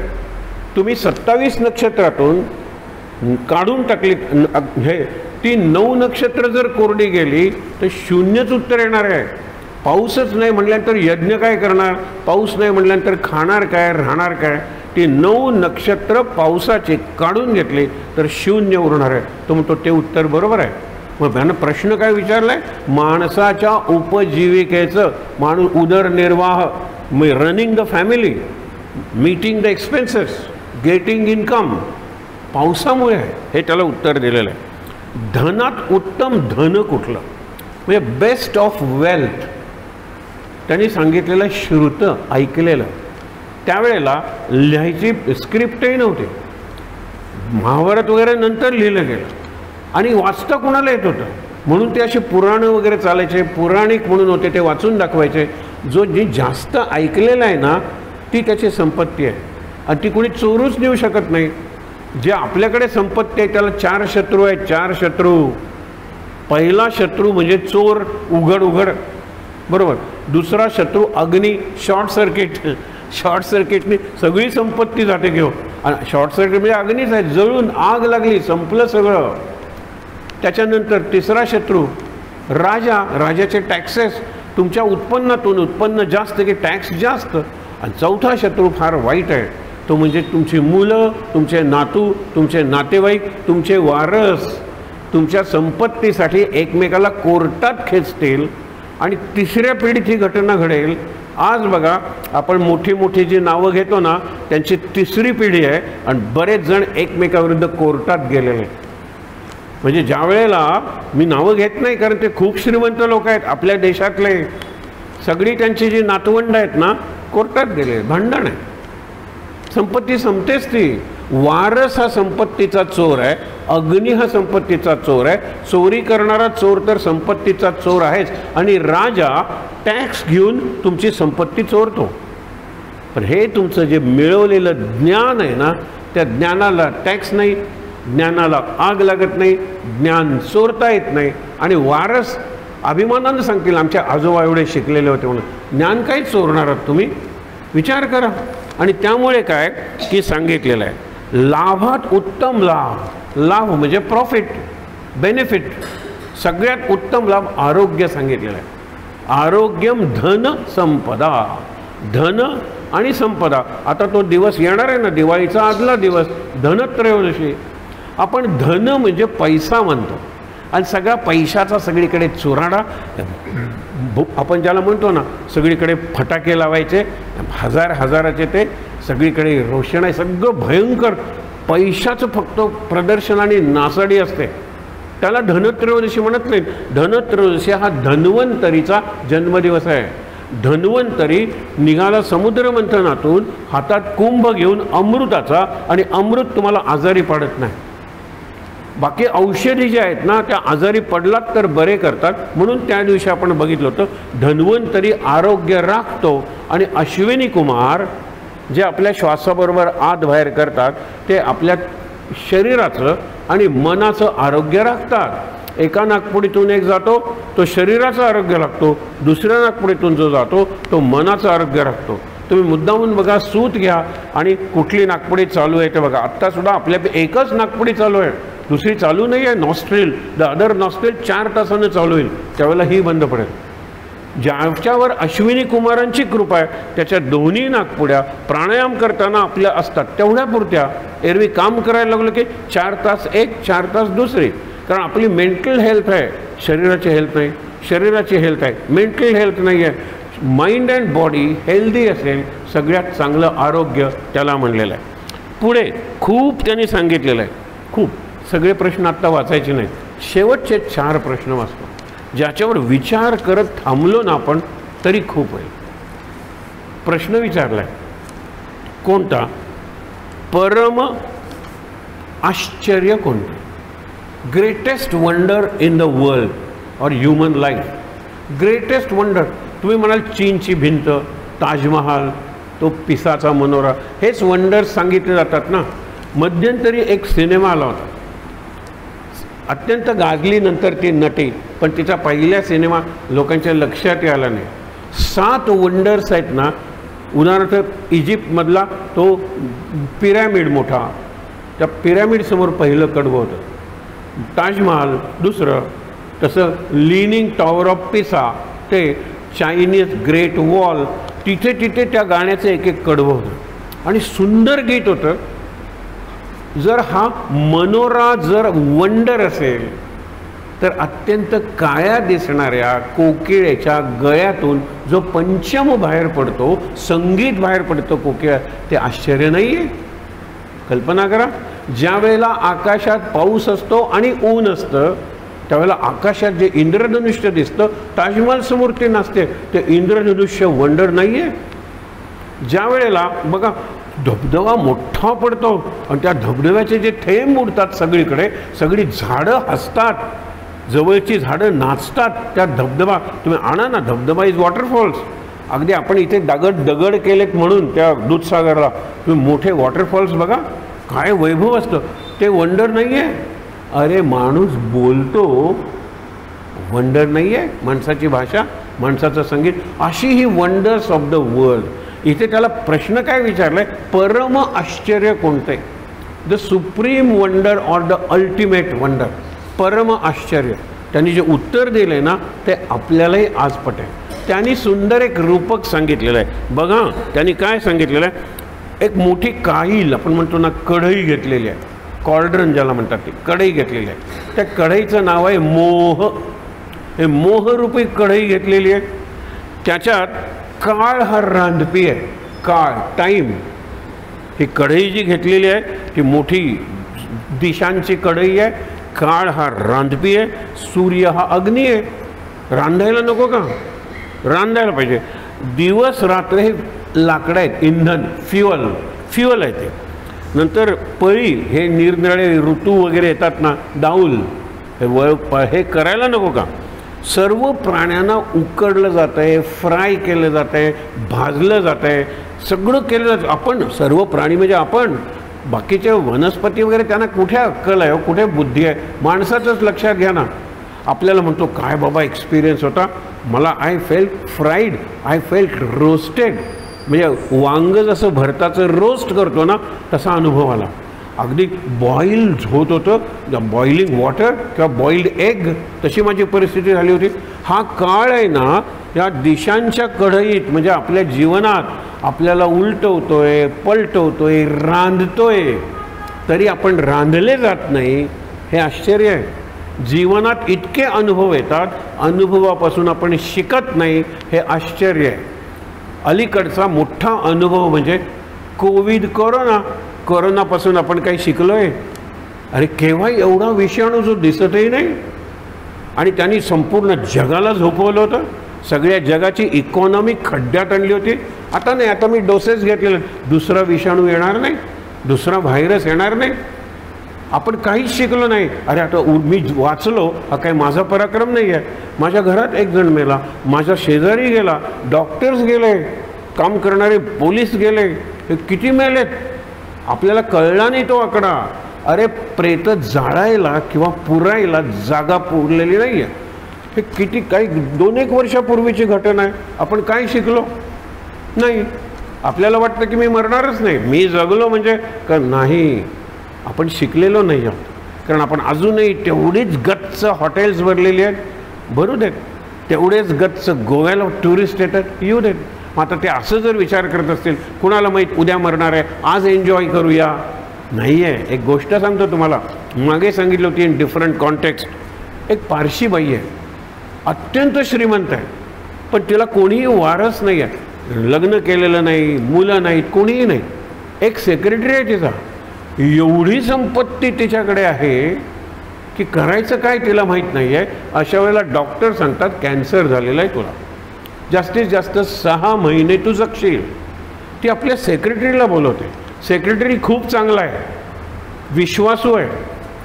ती म्हणते 6 महिने आयुष्य उरलेलं आहे, आपण आत्तापर्यंत काय काय खाल्लं याची यादी तयार कर आणि काय खाल्लेलं नाही ते खाऊन घेऊया. 6 महिन्याचंच आयुष्य राहिलेलं आहे. म्हणजे आपण फ्रेंच खाल्लं तर थाय खाल्लेलं नाही, थाय खाल्लं तर चायनीज, काय काय सगळे तो रेसिपी शोधून काढ, खाल्लेलं नाही ते खाऊया. मी निरनिराळ्या प्रकारचे ड्रेसेस घातलेले फोटो, जपानला घेतलं, तिथला किमोनो घातला, त्या याच्यात गेले, नेपाळी ड्रेस घातला. असा कुठला देश राहिला आहे की जिथे आपण गेलेलो नाही, जिथला ड्रेस घातलेला नाही, फॅशन केलेले नाही, शोधून काढ, तिकडे आपण जाऊया. गेले, 1 महिना फिरले, 1 महिना खाल्लं प्यायलं, 1 महिना म्हणाले आता आपण हे करूया, ते एन्जॉय एन्जॉय एन्जॉय.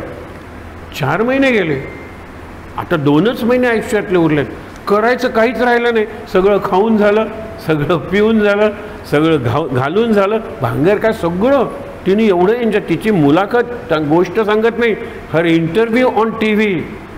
4 महिने झाल्यानंतर ती म्हणली आता शेवटचा महिना कदाचित I may be in the bed. 1 महिना राहिलेला आहे, तू मला सांग काय करू. त्यावेळेला तो म्हणतो की रागवणार नसाल तर सांगतो, माझे गुरु आहेत, त्या गुरूंचा आश्रम आहे, तिथे 1 आठवडा जाऊन राहूया आपण, जस्ट 1 वीक. तुम्हाला आवडलं नाही तर परत येऊया. ती म्हणाली काही हरकत नाही, माझा तुझ्यावर विश्वास आहे. त्या गुरुच्या आश्रमात झालं. 1 आठवडा तिला एवढंच शांत वाटतं, आणखीन राहूया का, काही हरकत नाही. मग त्यावेळेला ती म्हणते मला आधी का नाही सांगितलंच आहे, आपण 6 महिने इथे राहिलो असतो. एन्जॉय करणं, त्या ययातीने सांगितलंय ना, पाहिजे ते खाल्लं, पाहिजे ते प्यायलं, म्हणून आनंदाने सुख मिळेल. Pleasures of the body, not bliss or happiness of mind. Happiness of mind वस्तूंवर नाही अवलंबून.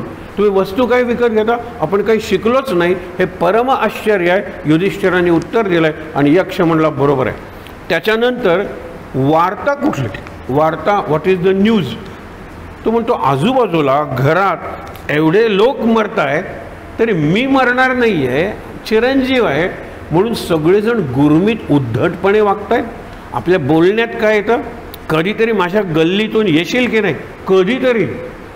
तुम्हाला ती भीमाची गोष्ट माहीत असेल की ज्यावेळेला यांचं राज्य सुरू झालं इंद्रप्रस्थात, त्यावेळेला त्यांनी इतक्या उंचीवर घंटा लावली होती आणि घंटा 2 कारणांनी वाजवायची. एक म्हणजे अन्याय झाला तर, किंवा काहीतरी अद्भुत असं बघितलं ऐकलं तर. आणि एवढ्या उंचीवर का, लहान मुलावर जरी अन्याय झाला तरी त्या मुलाने येऊन घंटा वाजवली की आईवडिलांना बोलवलं जायचं की ह्या मुलीची तक्रार आहे, पुन्हा अशी तक्रार येता कामा नये. खरी आहे का ती तक्रार. जनावरांनी जरी वाजवली तरी जनावराच्या मालकाला बोलवलं जायचं, अरे काय हे गाढव, तू वापरत होतास ना तुझी मडकी बाजारात नेण्यासाठी, आता हे म्हातारं झालं आहे म्हणून याला काही खायला देत नाहीस तू. ते काही नाही, याची नीट काळजी घेतली पाहिजे. एकदा मध्यरात्री सगळे पांडव, द्रौपदी, कुंती शांतपणे झोपलेले आहेत, घंटा वाजायला लागते. युधिष्ठिर बाहेर येतो, कुणावर अन्याय झाला आहे हे लक्षात ठेवा. हे ऐकून जरी आपण थांबलो तरी चालणार आहे. हा शेवटचा प्रश्न आहे, काय महत्त्वाचं आहे, वार्ता कुठे, व्हॉट इज द न्यूज. गंमत बघा. तर त्यावेळेला एक भिक्षुक येतो आणि सांगतो गाई हे माझं साधन आहे, गाईचं दूध, दही, तूप, लोणी ते मी विकतो आणि माझं कुटुंब चालवतो, माझ्या गाई चोरांनी चोरून नेलेल्या आहेत. त्यावेळेला युधिष्ठिर म्हणतो एवढंच ना, उद्या पहाटे मी भीम आणि अर्जुन यांना पाठवतो आणि तुझ्या गाई परत आणतो. तो म्हणतो हो, माझ्या त्याचा भीमाच्या पराक्रमावर विश्वास आहे, अर्जुनाच्या पराक्रमावर विश्वास आहे, ते जातील आणि आपल्या गाई. तो म्हणतो काही हरकत नाही. तो शांतपणे निघून जातो. तो निघून गेल्यानंतर 5 मिनिटांनी पुन्हा घंटा वाजायला लागते. यावेळेची घंटा घणा घणा घणा एवढी जोरात, अरे एवढा कुणावर अन्याय झाला आहे किंवा असं कुणाला काय सांगायचं आहे नवीन, बघितलं तर भीम घंटा वाजवतोय. त्यावेळेला युधिष्ठिर म्हणतो भीमा, आत्तापर्यंत आपण एकत्र होतो, त्या भिक्षुकाचं सगळं ऐकलं, आता तुझ्यावर कुठला अन्याय झाला आहे, माझ्यावर अन्याय नाही झाला, पण मी काहीतरी अद्भुत ऐकलं आहे. काय अद्भुत ऐकलं की उद्या सकाळी तू आम्हाला पाठवणार, म्हणजे उद्या सकाळपर्यंत मी जिवंत असणार आहे हे तुला कळलं, अर्जुन जिवंत असणार आहे हे तुला कळलं, त्याच्या गायी जिवंत असणार आहेत हे तुला कळलं, तो भिक्षुक हे तुला कसं कळलं. पुढच्या क्षणी काय होईल कुणालाही कळत नाही, कुणालाही कळत नाही. तुला ही विद्या कुठे प्राप्त झाली, हे अद्भुत आहे, अद्भुत. म्हणून त्यावेळेला युधिष्ठिर म्हणतो माझी चूक झाली, आत्ता जा तुम्ही आणि गाई घेऊन या आत्ता, उद्या मी करीन अभ्यास. असणारे कुणी सांगितलंय, किती जण गेले काळाच्या ओघात. आपल्याला वाटतं एक नाटक आहे, लक्षात ठेवा, त्या नाटकात व्हीलचेअरवर बसलेलं एक पात्र आहे. तर काही नाही, ते पात्राला आणलं जातं कोणीतरी, आजूबाजूला बघतं काय चाललं आहे आणि विचारल्यानंतर तो एक प्रश्न विचारतो, अरे किती अशुभ बोलतो हा, घेऊन जा त्याला. तो येतो, एक प्रश्न विचारतो आणि घेऊन जातो. काय आहे त्याच्यात, तो येतो, प्रश्न विचारतो, काय चाललंय बाबा, मायावर का चढले. अरे तुला भाऊ झाला ना, त्याचं बारसं आहे उद्या. हो हो त्याचं बारसं आहे. मग बाबा काय करताय, पाळणा. माळ्यावर दरवर्षी पाळणा हलायचा, त्यावेळेला जॉईंट फॅमिली होते, तो तिथे माळ्यावर टाकलेला आहे, ते आणता. तो प्रश्न विचारतो, पाळणा जर वरती आहे तर ज्याला तिरडी म्हणतात, प्रेत बांधायला बांबू, ते गवत, दोरी, ते आहे का वरती. आजोबा मेले, आजी मेली, काका मेले, सगळे मेले. त्यांचं नाही आहे का जन्मलेल्याचं तयारी करण्यासाठी पाळणा ठेवता, मरणार आहेत त्याची तयारी नाही का तिथे? त्यावेळेला काय अशुभ बोलतोय, न्या रे त्याला तिकडे. पण हेच युधिष्ठिर म्हणतोय, इतकी माणसं मरत आहेत, इतकी माणसं आजारी आहेत, इतकी माणसं हॉस्पिटलमध्ये आहेत, इतके ॲक्सिडेंट्स होत आहेत, पण मला काही नाही, मी अमर आहे. मला पट्टा जो दिलेला आहे तो चिरंजीवाचा पट्टा आहे. मी वाटेल तसं जगेन, वाटेल तो चॅलेंज कोणालाही देईन. हे त्यांनी सांगितलेलं आहे की परम वार्ता, परम आश्चर्य. आणि शेवटी त्याला प्रश्न विचारला आहे, योग्य दिशा कुठली? का दिक, योग्य दिशा, जीवनाला योग्य दिशा पाहिजे. तो म्हणतो मी पुस्तकं वाचली, 4 पुस्तकं वाचली, मी कन्फ्यूज झालो कारण मला 5 मार्ग दिसले. योग्य मार्ग कुठला? मी विद्वानांकडे गेलो, विद्वानांनी एवढं सांगितलं, माझा गोंधळ वाढला. मी 10 विद्वानांकडे गेलो, त्यांनी 12 मार्ग सांगितले. विद्वान, मी विचार करायचा ठरवला आणि मला उत्तर मिळालं, महाजनो येन गत सपंथा. प्रत्येक क्षेत्रात लक्षात ठेवा, जो महान पुरुष आहे तो ज्या मार्गाने गेला त्या मार्गाने. क्रिकेट खेळायचे, सध्या जो आपला क्रिकेटचा हिरो आहे तो ज्या मार्गाने गेला, तो जाहिराती करतो, तो फिटनेस म्हणजे काय हे त्यांनी भारतीय संघाला शिकवलं. सतत ॲथलेटिक ज्याला म्हणतात, किती काय करतो, कधी विशेष इंजर झालेला नाही तो. इतके जण झाले, एक मॅच खेळली, इंजर झाला, हॉस्पिटलमध्ये ऑपरेशन. अत्यंत चांगल्या ठिकाणी तो फिल्डिंग करतो, अत्यंत चांगली तो बॅटिंग करतो. हे कल्पना करा ना, तो माझा हिरो आहे. त्याला मी विचारेन किंवा त्याचं चरित्र मी वाचेन, मला जर चांगला क्रिकेटर व्हायचं आहे, मला गायिका व्हायचं आहे, गायिका व्हायचं आहे, तर आपल्याला माहीत असलेली एक गायिका आणि तिचं फक्त एक उदाहरण तुम्हाला सांगतो. आशा भोसलेला परवा प्रश्न विचारला. आशा भोसले आहेत जिवंत, 90 वर्ष झाली. तुझी जी मोठी बहीण लता, तू कशी निरनिराळ्या रंगांच्या साड्या वगैरे घालते? लता कायम पांढरी साडी, तिला काही बाकीच्या साड्या परवडत नव्हत्या.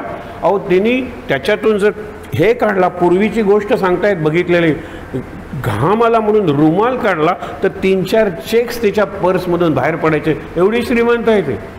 तिने काय सांगितलं, मी योग साधना करते, संगीत योग, मी योगिनी आहे, जोगन, मीरेसारखी. आणि मीरा पांढरी वस्त्रच घालते, मी संगीत योगाची योगिनी आहे. मी कशाला असले तसले कपडे घालू? आणखीन एक तुम्हाला सांगतो, ती इतक्या निरनिराळ्या देशातल्या रेसिपीज करते, पदार्थ करते, गोयकार आहे ते. म्हणजे नुसत्याचे आपण म्हणतो ना, इतके सुंदर रेसिपीज करते, फ्राईड रेसिपीज करते, इतक्या निरनिराळ्या प्रकारची पिकल्स, लोणची स्वतः नाही टेस्ट कर. कारण इथे माझा जो एक व्हॉईस आहे, कोकिळा असेल, पौर्णिमेचा चंद्र असेल, अमृत असेल, काही असेल, या गोष्टी वर्ज्य आहेत.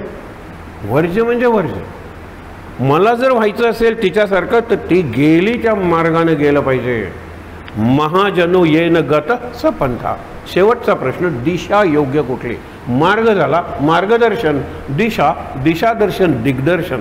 त्यांनी उत्तर दिलं आहे ते आपल्या आजच्या प्रश्नाचं शेवटचं उत्तर आहे, संतो दिक. संत ज्या मार्गाने गेले आणि संतांनी जो मार्ग सांगितला तो मार्ग योग्य, ती दिशा योग्य. आणि संतांनी दिशा एकच सांगितली हो, 10 दिशा तुम्हाला माहीत आहेत.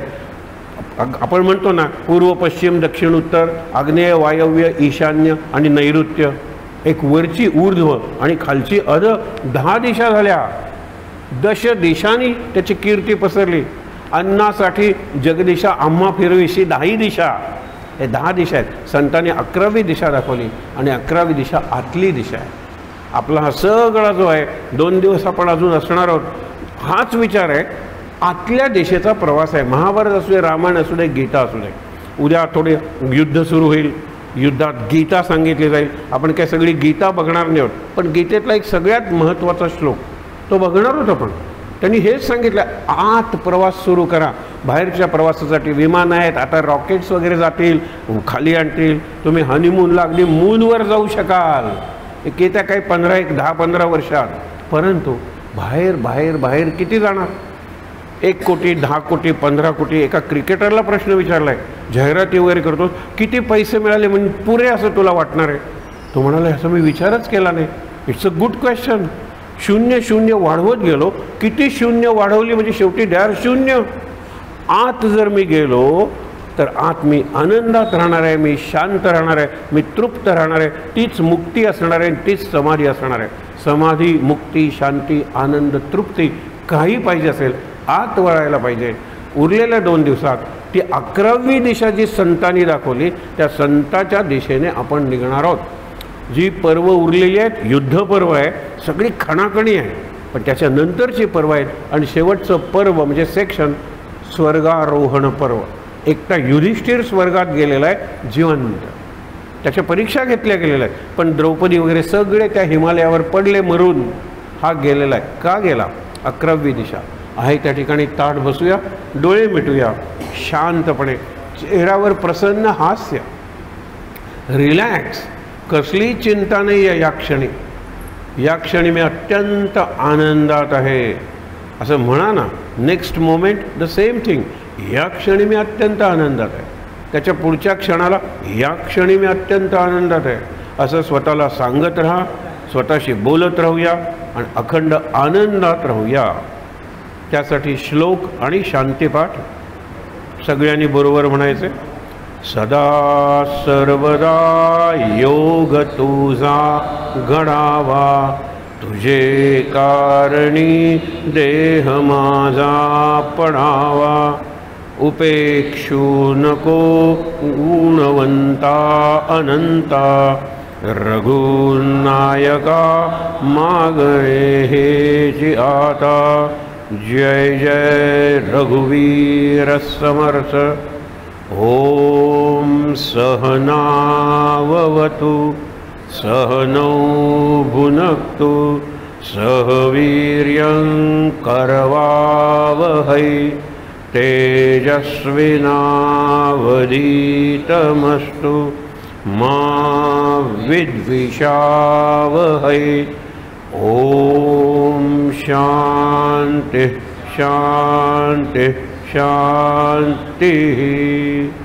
डोळे बंदच ठेवून 3दा दीर्घ श्वास घ्यायचा आहे. Deep breathing 3 times.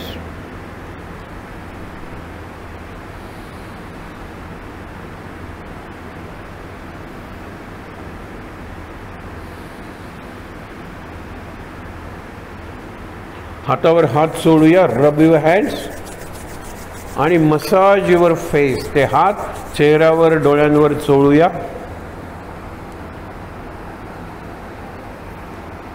अगदी सावकाश डोळे उघडून विठ्ठल, रखुमाई आणि हनुमान यांचं दर्शन घेऊया आणि इथे जमलेल्या सर्वांना नमस्कार करूया. शांत आनंद. महाराज महाराज महाराज.